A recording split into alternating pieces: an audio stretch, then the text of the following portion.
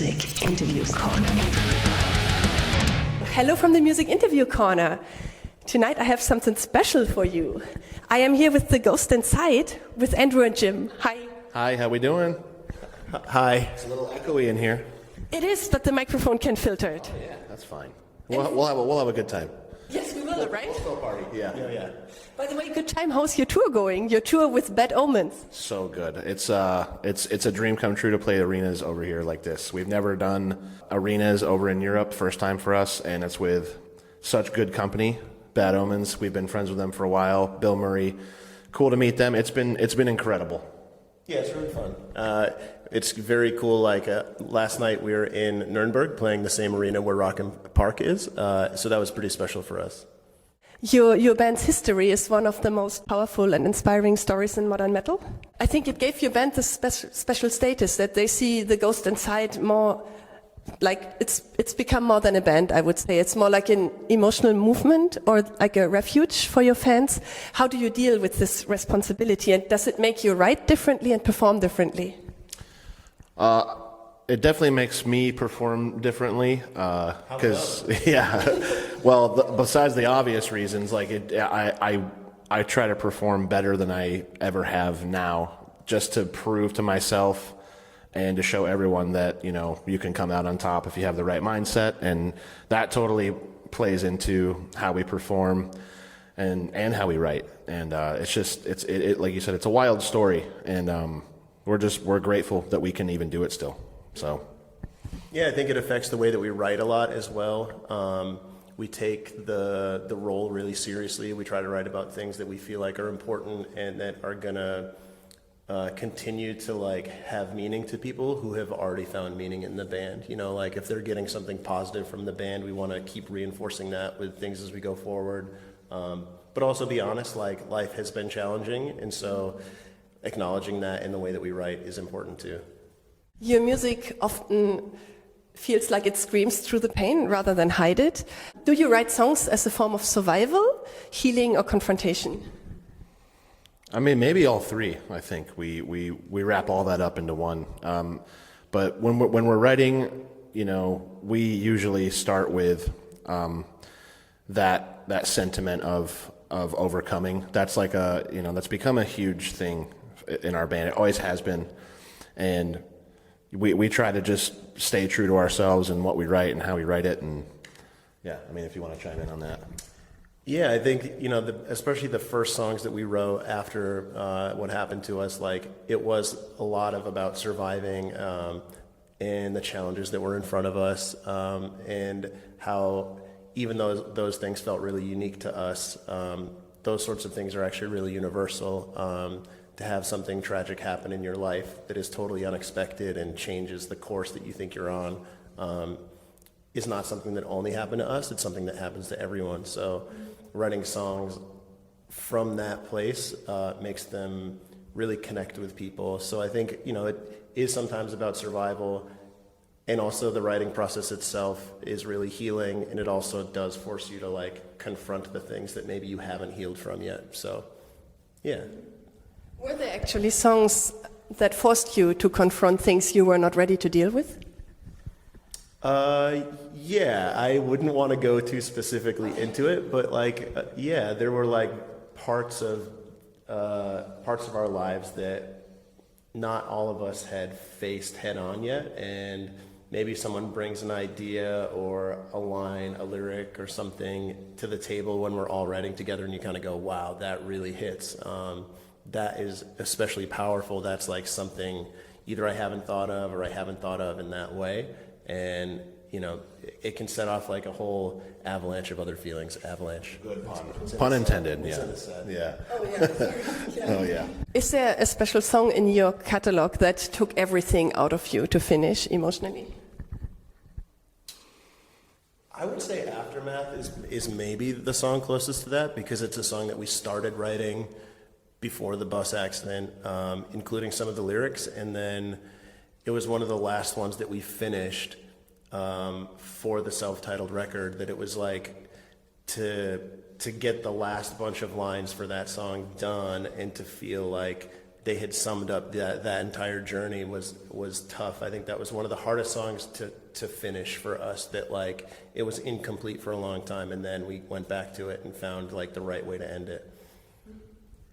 You want to add anything? I mean, he nailed it. I was gonna say Aftermath, but you explained it perfectly there. Yeah, like we spent a lot of time on Aftermath and made sure it was right, and then it kind of was obvious when it came time that was going to be the first single, and that coupled with the music video, just, I mean, I still watch that and get choked up to this day. So that's definitely the one, Aftermath. It actually made me cry when I saw the video.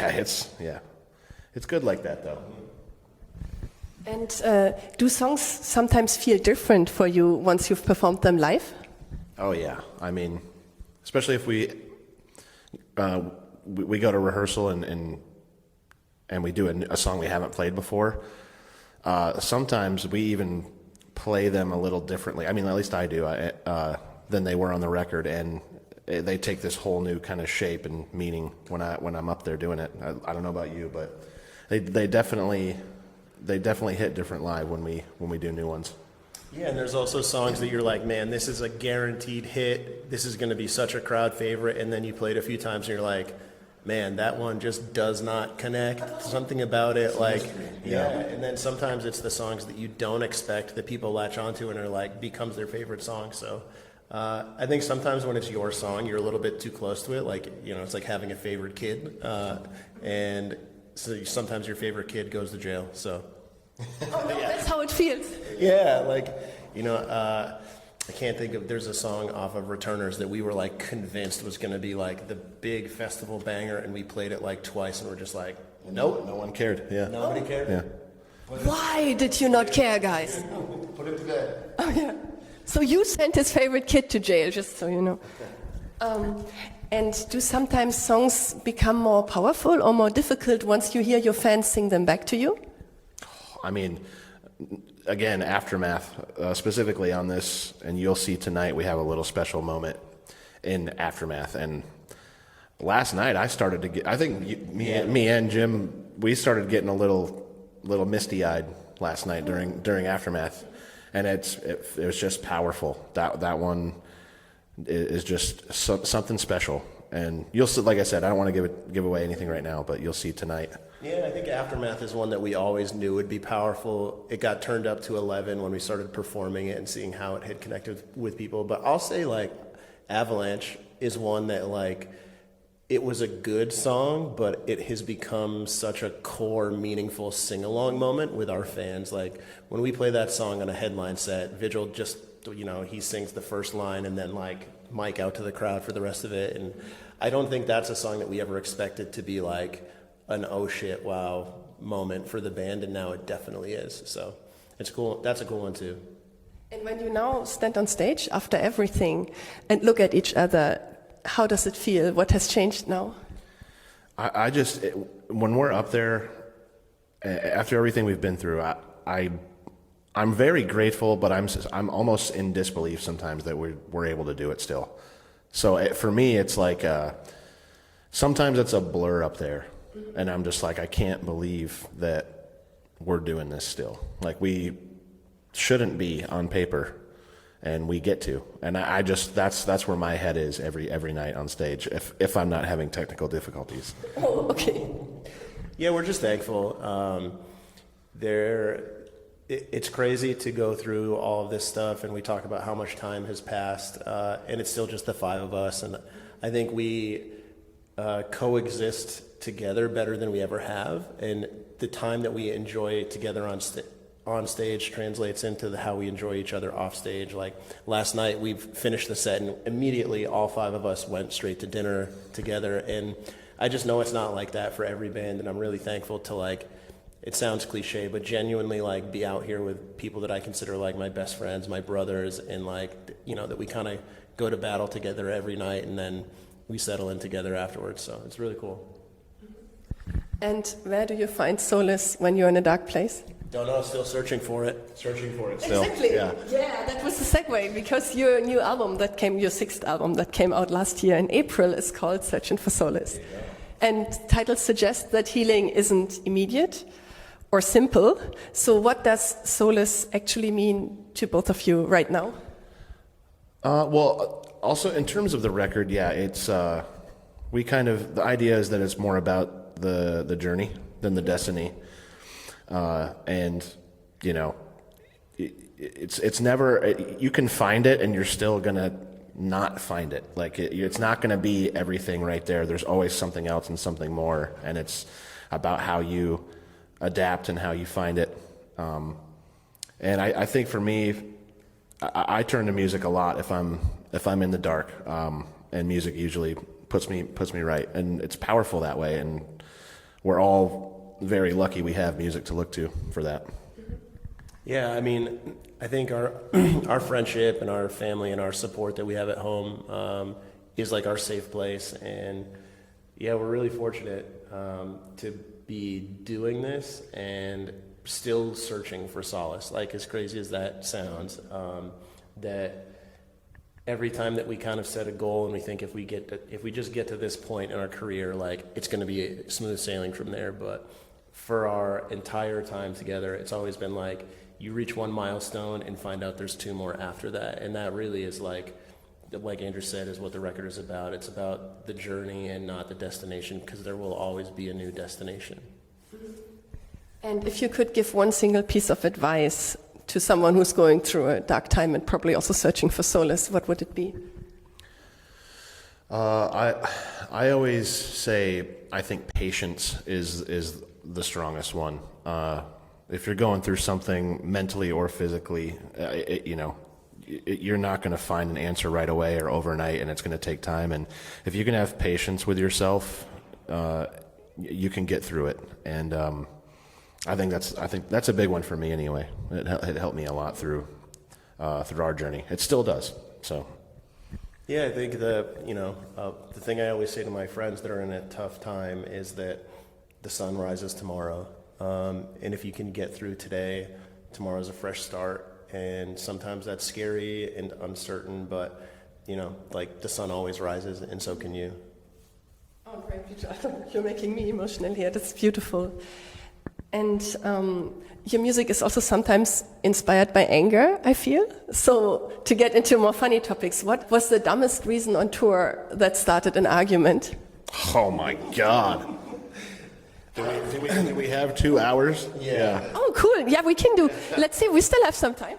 Yeah. You got one? A long time ago, we were at a festival in the middle of nowhere. So one of those days where like you're on site and you can't escape. And Andrew is the funniest person I have ever met in my life.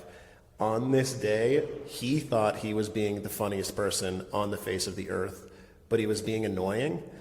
But being annoying was making him laugh. Like, the more frustrated anyone else got, the funnier he thought it was. So he just kept going with it to the point where, like, there was an actual shouting match between, like, some of the band and Andrew, which just made him be more annoying.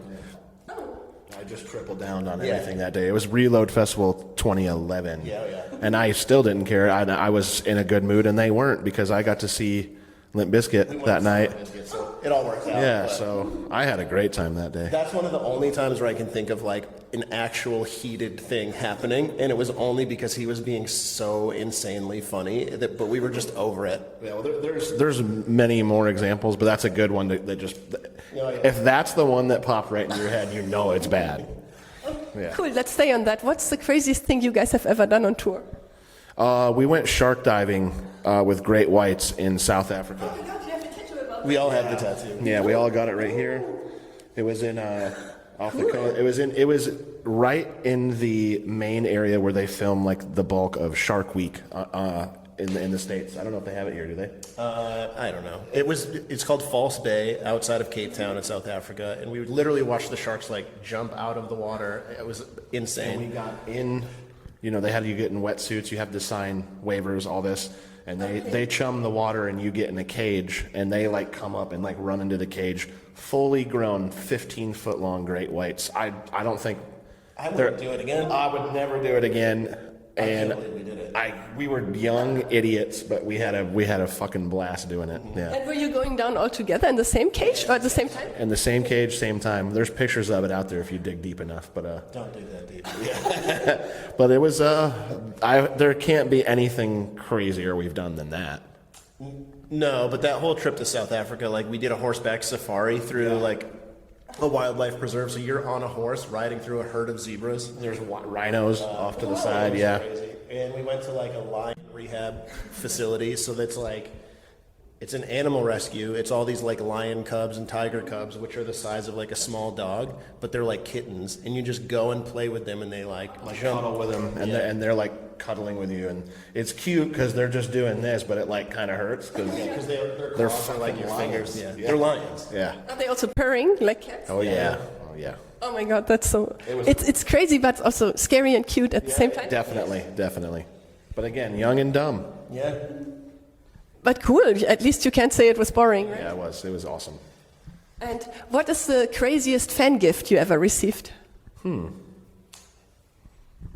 There are, it's not really a gift, but there's a few fans that have just gotten the members' names tattooed on them, like in script. Like not, there's like a guy who just has like, the tattoo is just Andrew Tkaczyk. Not his signature, but like Times New Roman. Yeah. On, like, just got Andrew's name tattooed on him. Someone has mine. It's like the TGI logo and my name, just my name on it, and that's wild. Yeah. How did it feel when you saw that? I mean, it's very flattering, but why? Why me? You know? No, but it's just one of those things. Yeah, you see something like that, and I don't even know how to react. I just like can't believe someone would want my name tattooed on them. Yeah. Do you give them free tickets till the end of their lives now? No, we're gonna say no because otherwise people will just start getting more tattoos, and we're not gonna encourage that. You know, we have a 3,000 person guest list, and Oh my God, yeah. yeah, Only if it's spelled right though. Like an Andrew Army. yeah, exactly. And what is the funniest thing that ever happened during a show on stage? I mean, I've fallen off stage a couple of times. And did you pretend it was part of the show? No, it was obviously not part of the show. Oh, did you get hurt? No, but it was embarrassing. My ego was bruised. And you made fun of it? No. Oh yeah, of course I did. You got to roast them. I'm trying to think. Like, it's a great Germany story. We played in Munich, and it's one of those stages that has like almost no barrier, so fans come up and they stage dive. And this guy got up on stage at the beginning of the song, and we have somewhere like the GoPro of the show, and he just gets on stage, and the whole entire song, he is just like running up like he's gonna stage dive, and then he stops, and he like goes over to the other side, and he does this thing, and then he acts like he's going to jump, and he spent the entire 3.5 minutes of this song on stage until someone finally came over and literally like picked him up and threw him into the crowd. And he just disappeared into an abyss of people. Yeah, it's just an actual stage potato. He was putting down roots. He was setting up his mailbox. He was in the band. Yeah. Yeah, he enjoyed your company, probably. Yeah. But you just kind of look at each other like, is he going to leave? What's happening? Somebody get this guy out. Yeah. I remember we watched it because I don't remember in the moment if we were cracking up. When we watched the camera footage of it, we were dying laughing. Insane because it looks like a security cam. It looks nuts. Is this the same guy who later got your name tattooed? Could be. I mean, I wouldn't be surprised. Yeah. Thank you for letting me join the band. Thank you. Yeah. It might be. You never know. Honorable member. Yeah. I don't know, but that was. Also, don't do that either. No, That's not happening. No name tattoos, no stage potatoes. Come up, jump, see you later. Yeah. If your album, Searching for Solace, would be a road trip, who would be driving, who would be lost, and who would loudly play the wrong music? I'm lost. I'm a lost boy. You're driving. Chris is driving. Oh, Chris loves to drive. And Zach is choosing music that you wouldn't expect, for sure. What would that be, for example? He's definitely putting on The Starting Line, Acceptance, Jelly Roll. and Jelly Roll. Yeah. But nice for road trips. No, it works. Yeah. You like hear us open the door to the van and be like, what the hell? Yeah. And if Searching for Solace would be a movie, what genre would it be? Horror. Just because we like horror. Yeah. Let's go with horror. Yeah. We're big horror fans. Who should direct it? I'll direct it. Oh, cool. Yeah, of course. I think I have a good So vision for not like horror. Eli Roth or something. It should be you. I thought it was like someone who in the band is what I. Is Oh, what, but Eli Ross could be your assistant director. He can be your AD. oh yeah. An actual director, maybe. Yeah, I like that. Yeah, I like Eli. Yeah. That's all. And who of you takes the longest to get ready for a show? And what are they actually doing? Is that Vigil? It's the singer. Definitely Vigil. Yeah. Sometimes he'll shower and brush his teeth before his set. Oh, but that's nice, right? Well, I don't know. Is it? It's sure. He likes to do. He likes to say that it's he'd rather have clean sweat, whatever the fuck that means. Yeah, I don't know. Something about clean sweat. Something about his laundry cycle. Vigil takes the longest probably. I thought it would be me, but I think he might take longer. I think I prep earlier. Yeah. You just put your stuff on, then take the thing off. Yeah. And game on. Yep. Cool. And do you have a special pre-gig ritual to get mentally ready for a show? You know, we're not really a pre-gig ritual band. We all just kind of do our own thing to get our head in the space it needs to be to perform. We do a fist bump and then we just go. Nice. That's it. Try not to make too much of a thing of it. You just got to go up there and enjoy it. Yeah. I feel that your stage shows have an emotional intensity that not many bands achieve. How do you want your fans to feel after watching the Ghost Inside concert? Happy and tired. Happy and tired. They had a good time. They got it all out. See you later. Yep. Absolutely. Happy and exhausted. And do you want to say anything to your fans before we end this interview? We love you, Germany. This is our second home. We always say it's our home away from home. And we're so thankful that you've all been coming to see us for so many years, and we hope that we can just continue to do it forever. We love you. Amen. You know what? Now you're going to get a lot more name tattoos among your fans. No more name tattoos and no stage potatoes, though. We do love you, aside from that. Thank you so much for this great interview, Andrew and Jim. Thank you.